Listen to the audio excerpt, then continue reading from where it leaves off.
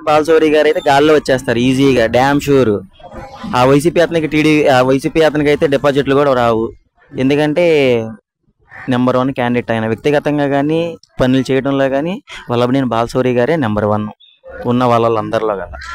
ఆయన మంచిగానే ఉంటాడు, అందరితో మంచిగానే నడుస్తాడు, మంచి పనులే చేస్తాడు. ఆయన చెడు వాళ్ళ దగ్గరికి వెళ్ళడు, ఒకరిని ఏలెత్తి చూపించడు, ఒకరిని తిట్టటాలు చేయటాలు అనేది ఉండదు. ఆయన పని ఏదో ఆయన చేసుకెళ్తాడు, మంచి వ్యక్తి. అందుకనే ఆయనకే ఓటేసి ఆయనే గెలిపిస్తాం మేము. బాలశౌరికి మెజార్టీ 2 లక్షల పైనే రావచ్చు. అసలు వైసీపీ అతను ఎంపీ అతనికి డిపాజిట్లు గల్లంతు కూడా అయిపోతాయి.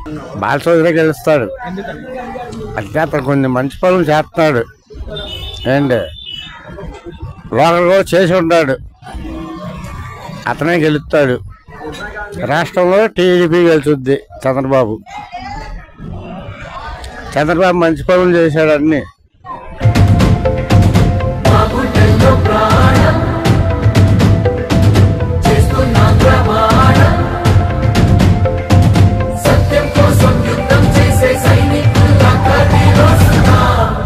బాలశౌరి ఎందుకని గెలుస్తామంటే అంతకుముందు మంచి పనులు చేశాడు. ఈ గవర్నమెంట్లో మంచి పనులు ఏం జరగల. ఒక ఇంట్లో కొడుకున్నవాడికి ఒక ఇల్లు అన్నారు. ఇక్కడ మా పేటలో ఇక్కడ 40 ఇళ్ళు వచ్చినాయి నా లెక్కలో.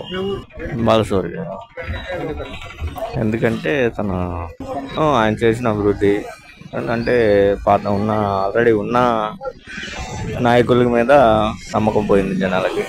అందుకని జనాలు మార్పు కోరుకుంటున్నారు అంతే. బాలశౌరి ఆయన ఎప్పటి నుంచో సీనియర్, అన్నీ బాగా తెలుసు.